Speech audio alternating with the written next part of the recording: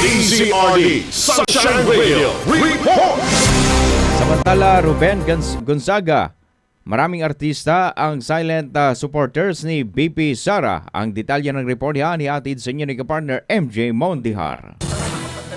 Sa politika at negosyo na nakatuon ngayon ang buhay ng artista, komedyante at nabawenyong si Ruben Gonzaga. Sa mga hindi nakakaalam, naging PBB Big Winner siya noon at talent ng isang kilalang TV station. Pero ngayon, vocal supporter ito ni Vice President Sara Duterte. Nang makapanayam siya ng SMNI, sumentro ang talakayan kung may iba pang supporters sa mundo ng showbiz ang mga Duterte.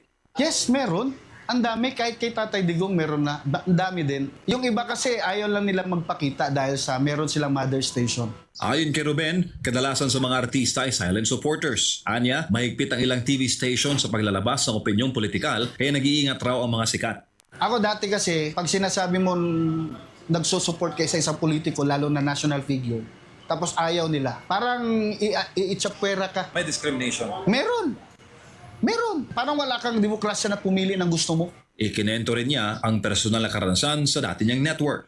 Meron akong isang post dati, 2016, na gano'n lang ako, pinatanggal yung picture. Dahil nga, meron akong program. Tama naman yun. Kasi nasa naman namin yun. Pero it's your personal. Kasi Pilipino, wala ba tayong karapatan pumili?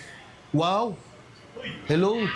At ngayong hindi na siya tali sa anumang kontrata, ay malaya na raw si Ruben na sabihin kung ano man ang gusto niya. Aktibo siya ngayon sa Inday Sara Duterte Movement 2028, isang volunteer group na sumusuporta sa vice-presidente. Samantala, sa gitna ng interview namin sa isang hotel dito sa Davao City, ay napatigil si Ruben nang biglang dumaan si Vice President Sara.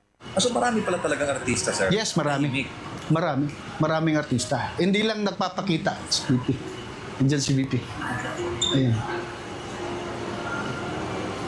Ayan, hindi lang nagpapakita. Ganon.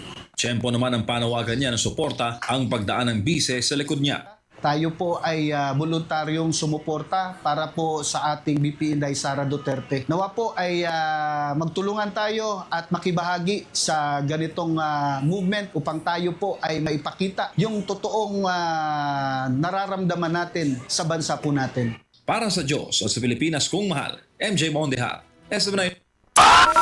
Kapartner